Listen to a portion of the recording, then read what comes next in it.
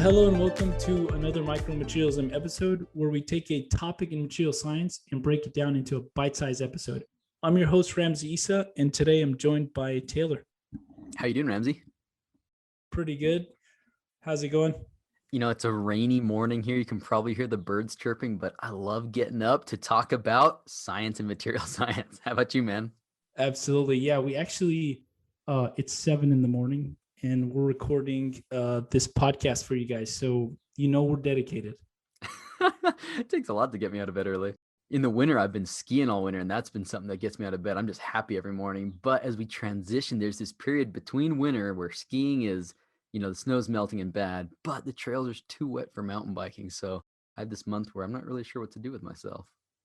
We'll just keep recording more episodes for you guys. Today, our topic is one that Ramsey suggested. It's one that, honestly, I don't know that much about.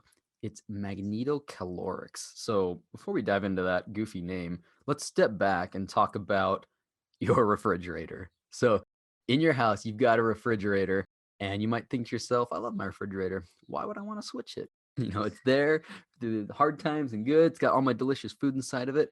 So Ramsey, why are you saying that I need a new refrigerator? Okay, so we're in the process of trying to find new materials that'll actually drive the efficiency up of your current refrigerator. So the idea is to find materials that can drive magnetic refrigeration, because the current gas compressed cycle is actually operating at like a 40% efficiency of the Carnot cycle versus what magnetic refrigeration can do for us and drive efficiencies up to 60% of the Carnot cycle. That's a pretty massive difference, man. First off, I think I have a pretty good handle on how my refrigerator works, but let's run through it for our listeners. The way that we're able to keep your food cold in your refrigerator is through compression and expansion of gases. So if people aren't familiar with that, maybe you are familiar with using a can of computer cleaner. You ever notice when you take a can of computer cleaner and you spray it, how cold that stuff is coming out? That's because the Joule-Thomson effect, right? So when gases expand, most gases, as they expand, will cool down. They're absorbing energy to do that, okay? There are some exceptions to that rule, which is kind of interesting. Like hydrogen and helium, they actually warm up as you expand them, which is pretty wild. They have a positive Joule-Thomson coefficient. But your refrigerator in your home, what it literally is doing is it's compressing gases, right? And then it's expanding them, and it's taking that, cooling effect to cool off your food. And then it compresses them outside of your refrigerator. So your room is actually getting warmer as it's rejecting heat outside of the refrigerator into the ambient room. That's kind of the idea behind a current refrigerator. And you've pointed out that these things are not very efficient. I know that they also have some other problems. For one thing, they're noisy. Have you ever been in your kitchen, Ramsey, and noticed how noisy your fridge is? You think it's quiet, but it's always just been there. You can hear these things running, which is not great. Yeah, absolutely. If you just kind of listen in and turn everything else off, you could definitely hear that compressor going off. And it's a bunch of series of like pumps too. It's not just the fact that the compressor is running. The pumps are just cycling this refrigerant throughout your whole fridge to keep that cycle going and cooling to cool down your fridge. Well, Lucan did a cool study titled "For the Fifth Assessment Report of the Intergovernmental Panel on Climate Change." Oh, the IPCC. Yeah, I'm familiar with that. Yeah. So they actually showed that the energy consumption in a fridge is going to increase from 30% to 37% from 2010 to 2030. So wait, hold up. When you say energy consumption, is that like for the entire home, 30% of my energy goes to keep my fridge running?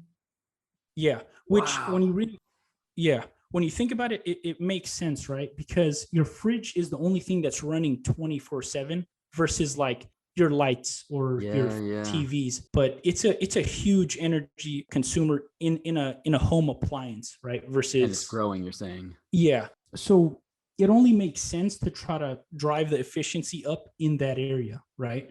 So in the same way you can cycle a gas compressed system and use those thermodynamic properties of a gas to drive refrigeration, you can actually do this with magnets, right? That's so bizarre. I mean, this sounds like science fiction. So you're using magnets. What's weird is your average person might be thinking, well, I've got a fridge magnet. This thing's never hot or cold, right? It's just magnetic. So what on earth are you doing to achieve a heating or cooling with magnets, Ramsey? Okay, good question. So we actually use these materials called Magneto-Caloric Materials, right?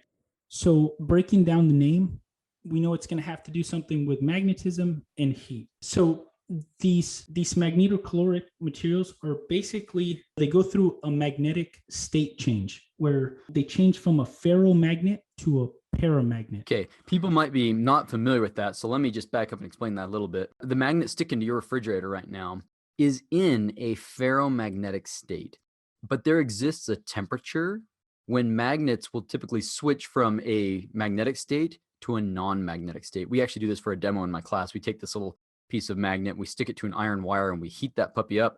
And right around the time it starts to glow, all of a sudden that magnet falls off the wire because it switched from ferromagnet to paramagnet.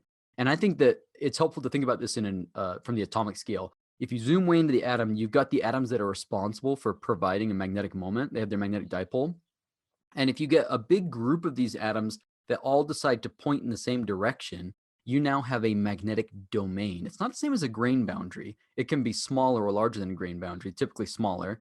And so you have this domain of atoms that are all have their magnetic moments pointing the same direction. Because of that, you end up with a net magnetization of this material. Okay. Now, what can happen is that as you heat this material up, those atoms can absorb energy. And if they absorb enough energy, then they have enough to cause so all their magnetic moments point different directions instead of pointing the same direction. And at that point, you've created a paramagnet. So it's not like you got rid of the magnetic moments. Each individual moment still exists. It's just that they're now all pointing different directions. And so there's no net magnetization in your material. They all cancel out with one another. So those are the two states that Ramsey's referring to, is paramagnetic state and ferromagnetic state. So what does that have to do with heat, Ramsey? Yes. Great explanation, by the way, Taylor. So when these magnetic domains align with the applied field, you actually have a decrease in magnetic entropy, right? Because it's all aligned with the field. When you remove that magnetization, all those spins and all those magnetic domains that Taylor was talking about are now all randomized. So you need to conserve energy, right? When entropy increases, the temperature of the system will decrease. So by magnetizing and demagnetizing this magnetocaloric material, you'll have temperature changes across the system. I was looking into this because I was not familiar with this technique before today's episode.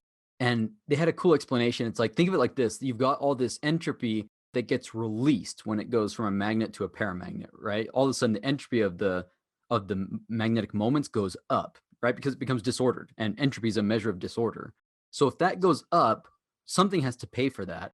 And what pays for that is that the lattice entropy goes down. Well, what is the lattice entropy? The lattice entropy is just the disorder of the individual atomics, right? Their vibrations. And what is temperature but a measure of these atomic vibrations, right? So I think that's so cool that by forcing the magnetic moments to go from aligned, so ordered, to disordered, you have to pay for that somehow. And the way that they do it is by taking the vibrating atoms and taking them from being really disordered by vibrating more and making them more ordered by vibrating a little bit less. And in doing so, voila, you just lowered the temperature of your magnetocaloric material. Yes, it's freaking awesome. Pretty rad. Yeah, it's like something out of, like you said, science fiction, right? How can we actually measure the magnetic entropy, right? You can't really go into lab and measure entropy. We don't have a device. Like some sort of disorder sensor. Yeah, this is always the problem with experimental thermodynamics. Entropy is this key quantity, but it's so hard to measure. And you could do things like configurational entropy, like count all the different ways to organize something. And I'll see that done in systems, in statistical mechanics, you do a lot of that actually.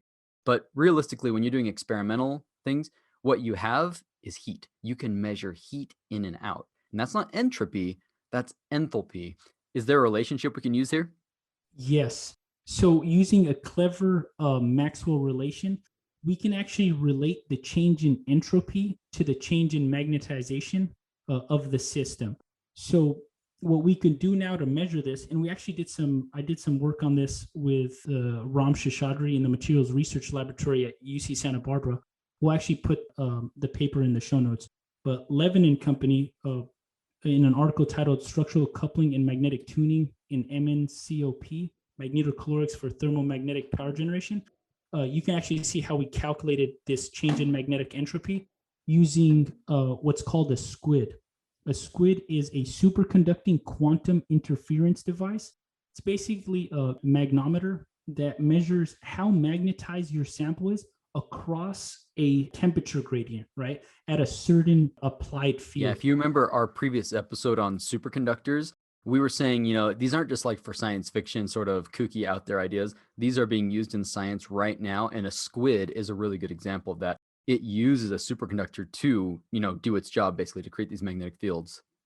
It gave us the delta SM, which is the change in magnetic entropy of the systems we were looking at. We're actually going to include in the show notes an article from Materials Today, which is an awesome sponsor of ours. They have an article online called Getting Magnetocaloric Materials into Good Shape, Cold Working of Lanthanum, Iron, Cobalt, and Silicon by Powder and Tubing Process. So what you need in a magnetocaloric refrigeration or magnetic refrigeration, you need to also have water pass over your magnetocaloric to cool it down, just in the same way you need to condense your compressed gas in a fridge. Yeah, the material that actually gets hot and cold as you magnetize and demagnetize it is the magnetocaloric. And so whatever your working fluid is that's going to be carrying that heat in and out of your system, it has to pass directly over this magnetocaloric, right, to either impart heat or absorb heat. And so I think this is really cool because so many material scientists, we just focus on like the material itself. And sometimes we forget that material exists in a larger system, which like what's going to happen when water is on the material that you make in your laboratory, right? Is it going to not play nice? So this was actually one of the things that they were addressing in this paper. They said, we need the material, we need it to be able to exchange its heat, but realistically, it's going to need to be protected. It's going to need to be, whatever else. And so they had this super clever idea.